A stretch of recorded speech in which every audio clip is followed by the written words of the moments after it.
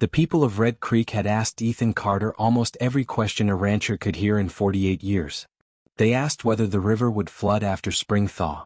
They asked how many cattle he planned to sell before winter. They asked if he would help mend a broken fence or settle a stubborn horse. The old sheriff often asked if Ethan would ever hire another ranch hand. His closest friend, Samuel Briggs, had asked for years why the big ranch house had only one place set at the dinner table.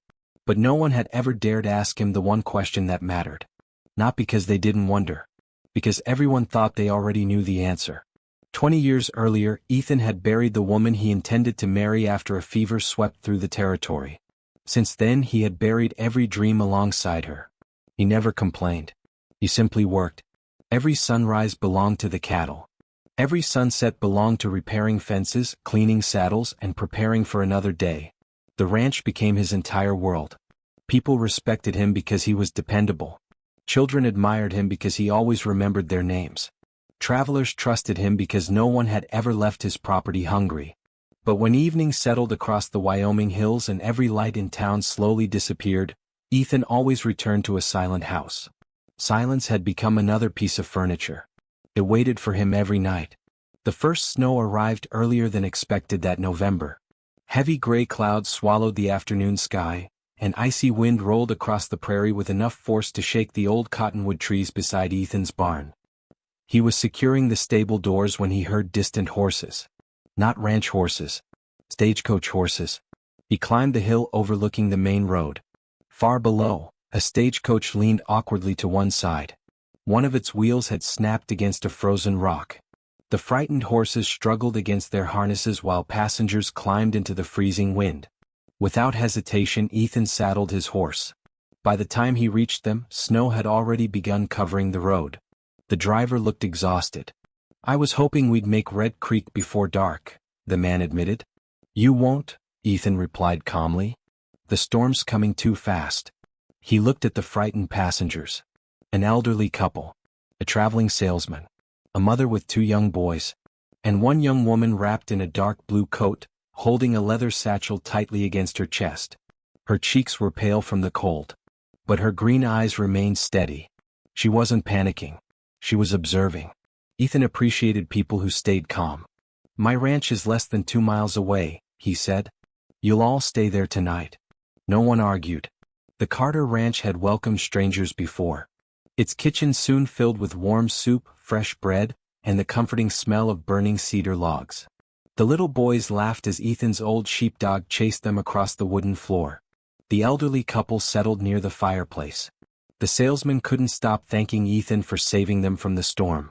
Only the young woman remained unusually quiet. She stood near the window watching snow pile against the barn. "You haven't eaten much," Ethan noticed. She smiled politely. "I suppose I'm still thinking about how quickly everything changed. Storms don't ask permission." "No," she answered softly. "They certainly don't." She extended her hand. "My name is Emily Harper." "Ethan Carter. I've heard your name." He raised an eyebrow. "The station master in Cheyenne said if anyone ever gets stranded near Red Creek, pray it's close to Ethan Carter's ranch." He chuckled quietly. "That's a generous exaggeration." "I don't think it is." The next morning the storm had only grown worse. Roads disappeared beneath thick snow. Travel was impossible. The travelers accepted they would remain another day.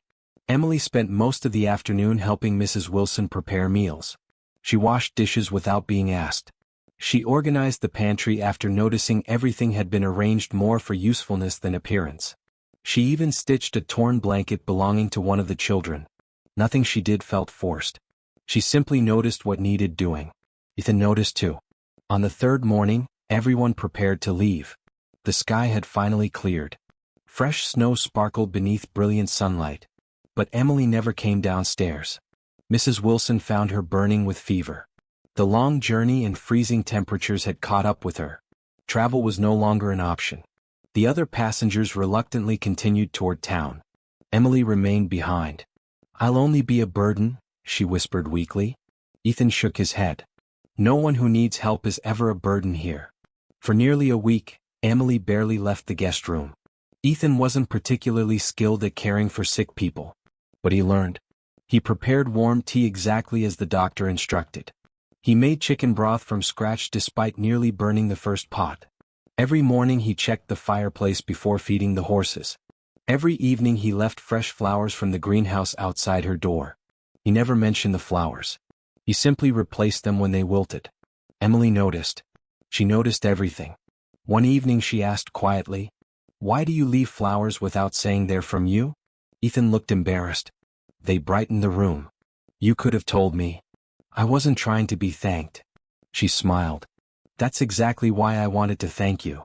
Days slowly turned into comfortable routines. Once Emily recovered, she insisted on helping around the ranch. She learned how to feed chickens. She laughed after accidentally dropping an entire bucket of grain and watching every chicken in the yard race toward her. She attempted riding one of Ethan's gentlest horses. The horse ignored every instruction she gave. Ethan laughed harder than he had in years. "You shouldn't laugh at your student." "I wasn't laughing." "You absolutely were." "I was appreciating the horse's honesty." She burst into laughter. It echoed across the fields. The sound lingered in Ethan's mind long after the wind carried it away. Emily had accepted a position as the new teacher in Red Creek. Classes would begin in 2 weeks. Until then she remained at the ranch. Every evening they sat on the front porch watching the sun disappear behind distant mountains. Sometimes they talked for hours. Sometimes they hardly spoke at all. Neither silence ever felt uncomfortable. Emily spoke about growing up in Boston. About libraries. About music drifting from open windows during summer evenings. About students who needed someone to believe in them. Ethan spoke about droughts. About calving season. About stars bright enough to guide lost riders home. He never realized how different their worlds had been. Yet somehow their conversations always found common ground. One afternoon Emily wandered into the old barn. She discovered a dusty piano covered beneath a canvas sheet. She brushed away the dust. "You play?" Ethan hesitated. "I used to." "What happened?" "I stopped." "Why?" He looked toward the open barn doors where snow slowly melted beneath spring sunlight. "Some memories are easier left asleep." Emily didn't press further. Instead, she gently touched the worn piano keys. A quiet melody floated through the barn. Simple. Warm. Hopeful. Ethan stood perfectly still. It had been 20 years since music filled that building. For reasons he couldn't explain, hearing it again didn't hurt as much as he expected. Weeks passed. Emily officially began teaching. Children adored her almost immediately. She didn't simply teach reading and arithmetic. She taught curiosity. She brought classes outside to study birds. She encouraged shy children to read aloud.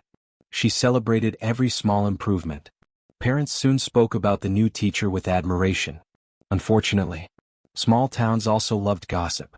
People began noticing Ethan stopping by the school more often than necessary. Sometimes he delivered fresh apples. Sometimes books. Sometimes nothing at all except a reason to say hello. One afternoon, 2 women whispered outside the general store. "I think the old rancher has fallen in love. She's half his age. She'll leave once she realizes that." Emily overheard every word. She pretended she hadn't. But those whispers followed her all day. That evening Ethan found her sitting alone beside the creek. The setting sun painted the water gold. "You've been quiet today," he said. "I've been thinking." Dangerous habit. She smiled faintly. "I heard people talking." "They usually do. They think we're becoming something." Ethan remained silent. She looked down at the moving water. "You deserve someone closer to your age." He said nothing. "And maybe," she swallowed, "maybe I'm too young to understand what you need." For the first time since they had met, Ethan looked genuinely sad. Not angry. Not disappointed. Simply sad. After a long silence he nodded. "Maybe you're right." Those 4 words felt heavier than either of them expected. Emily wanted him to argue. To tell her she was wrong. Instead he respected her choice. That somehow hurt even more. She stood. "My classes begin early tomorrow." "I know." She walked back toward town without looking behind her. Ethan remained beside the creek until darkness swallowed the last light across the valley. For the first time in 20 years, the ranch no longer felt peacefully quiet. It felt lonely. And neither of them yet understood that the hardest journey of their lives had only just begun. Winter slowly surrendered to spring, but Ethan Carter's heart refused to believe the seasons had changed. The snow disappeared from the hills. The creek ran fuller every morning. Wildflowers returned to the valley. Children filled the streets with laughter after school. Life moved forward. Ethan did not. He still found reasons to ride past the schoolhouse. Sometimes he only tipped his hat from a distance before continuing toward town. Sometimes Emily noticed him through the classroom window. Sometimes she didn't. Neither of them crossed the invisible line that had formed beside the creek on that quiet evening. Weeks became months. Both convinced themselves they had made the sensible choice. Neither felt happy about it. Emily threw herself into teaching. She organized reading competitions. She planted a small garden beside the school with her students. She convinced parents to donate books until the little classroom had its own library.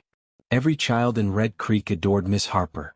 Yet every evening after the school bell rang and the children hurried home, she found herself looking toward the northern hills. Toward the Carter Ranch. She always looked. She never went. Ethan buried himself in work. The cattle multiplied. The fences stood stronger than ever. The ranch prospered.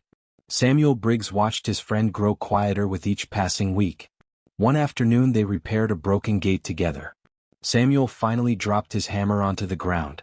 "I'm tired of pretending I don't see it." Ethan kept working. "See what?" "You haven't smiled in months." "I'm busy." "You've always been busy." Samuel leaned against the fence. But before Emily Harper came, busy was enough. Now it wasn't. Ethan didn't answer. Samuel sighed. "You've survived loneliness for 20 years. Don't mistake surviving for living." Those words stayed with Ethan long after Samuel rode away. Nearly 5 months after Emily had left the ranch, a violent thunderstorm swept across Wyoming. The wind screamed through Red Creek. Lightning struck old pine trees. Rain flooded the creek beyond anything anyone remembered. By morning, half the Carter Ranch lay in ruins. Sections of fencing had vanished. The roof of the horse barn had partially collapsed. Several horses escaped into the hills. Ethan worked from sunrise until exhaustion blurred his vision. Still, there was too much damage. Late that afternoon, another horse approached the ranch. Ethan looked up. Emily climbed down carrying a small wooden toolbox. Behind her came half the town. Samuel, the sheriff, several ranch hands. Even some of Emily's oldest students' fathers. "What are all of you doing here?" Ethan asked. Emily smiled. "You've spent your life helping everyone else." She looked around at the volunteers. "It's our turn." For 3 days the ranch echoed with the sounds of rebuilding. Men raised new fence posts. Women prepared meals beneath large canvas tents. Children gathered scattered lumber. Emily worked harder than anyone expected. She climbed ladders, hammered loose boards, carried water buckets. When Ethan asked her to rest, she refused. "I'm a schoolteacher." "I know. We're stubborn. I've noticed." She laughed. It was the same laugh that had once filled his empty barn with music. He realized how much he had missed hearing it. On the final evening, the volunteers gathered around a large bonfire. The ranch looked alive again. Samuel raised a coffee mug. To neighbors. Everyone cheered. Emily quietly slipped away toward the old creek. Ethan noticed. Without saying a word, he followed. The same creek. The same evening light. The same place where everything had changed months earlier. Emily stood watching the current. "I said something here that wasn't true." Ethan remained silent. "I told myself age mattered." She turned toward him. "It doesn't." "I was afraid." "I know. I thought people would laugh." "They probably still will." She smiled through watery eyes. "I don't care anymore." Ethan looked at the flowing water. "You deserve someone younger." Emily stepped closer. "I've met younger. They weren't you. You deserve someone who can give you children." She gently took his weathered hand. "I deserve someone who makes me feel safe." "You deserve someone whose first thought every morning is whether you've smiled." "You deserve someone who leaves flowers outside your door without expecting thanks." Tears filled her eyes. "And I already found him." Ethan closed his eyes. 20 years of carefully guarded loneliness suddenly felt unbearably heavy. "I've spent so long convincing myself I was too late." Emily whispered. "You're exactly on time." She reached into the leather satchel she had carried since the day they first met. Inside rested a small polished wooden box. She placed it into Ethan's hands. My grandmother gave this to my mother. My mother gave it to me. I always believed I'd know the right man when opening this box no longer frightened me. Ethan slowly lifted the lid. Inside rested a simple gold engagement ring. What? Beautiful. Timeless. Emily smiled through tears. This belongs with the man who gave me a home before he ever asked for my heart. For a long moment neither of them spoke. The creek flowed quietly beside them. The wind stirred the tall grass. Finally Ethan laughed softly. A deep, honest laugh that surprised even him. I was planning to ask you someday. Emily raised an eyebrow. Someday? I've never been accused of rushing. She laughed. Good. Because I'm saying yes anyway. Their wedding took place 6 weeks later beneath the giant cottonwood tree overlooking the ranch. The entire town attended. Samuel cried before the ceremony even started. The sheriff insisted dust had gotten into his eyes. No one believed him. Emily walked toward Ethan wearing a simple ivory dress sewn by the women of Red Creek. She wasn't surrounded by luxury. She didn't need it. Every face watching her carried genuine affection. When she reached Ethan, he looked at her as though the rest of the world had quietly disappeared. The minister smiled. I've married many couples. I've never married two people who spent so much time convincing themselves they shouldn't be happy. Everyone laughed. Even Ethan. When asked if he accepted Emily as his wife, he answered without hesitation. With all my heart. Emily's answer came before the minister finished asking. Absolutely. Life after marriage wasn't perfect. The ranch still demanded endless work. Storms still came. Cattle still escaped. Some winters remained brutally cold. But nothing felt impossible anymore because neither of them faced those days alone. Emily continued teaching every weekday. Each afternoon, children often raced to the ranch after school. They read books beneath the old cottonwood, fed chickens, helped gather eggs. Ethan taught boys and girls how to ride horses safely. Emily taught them to love stories. Together they quietly shaped the future of Red Creek. One autumn evening, nearly a year after their wedding, Ethan walked into the old barn. The piano still stood in the corner. Emily sat before it. She smiled. I was wondering if you'd join me. I haven't played in 20 years. I know. You don't have to play perfectly. You just have to play. He slowly sat beside her. His rough fingers touched the worn keys. The first notes came hesitantly. Then another. Then another. Emily quietly added the melody. Music once again filled the old barn. Not with memories of loss. With promises of tomorrow. Outside, golden leaves drifted across the ranch. The horses grazed peacefully. Children's laughter echoed from the yard. And Ethan Carter finally understood something he had spent 20 years trying to outrun. Love had never been waiting for the perfect age. It had been waiting for the right person. Sometimes life asks us to wait far longer than we expect. Not to punish us, but to prepare us for the moment when two hearts are finally ready to recognize each other. As the last rays of sunlight slipped behind the Wyoming mountains, Ethan slipped his hand into Emily's. She squeezed it gently. Neither of them spoke. They didn't need to. The silence that once filled the ranch with loneliness had become something entirely different. It had become peace. And for the first time in many years, Ethan looked toward tomorrow with quiet excitement instead of quiet resignation. The house that had once echoed with emptiness now carried music, laughter, and love. Sometimes the greatest blessings arrive after we've almost convinced ourselves they never will. And in the little valley of Red Creek, people would later say that the happiest home in Wyoming belonged to the old rancher who believed his best years were behind him. Until a young schoolteacher knocked on his door during a snowstorm and changed the rest of his life.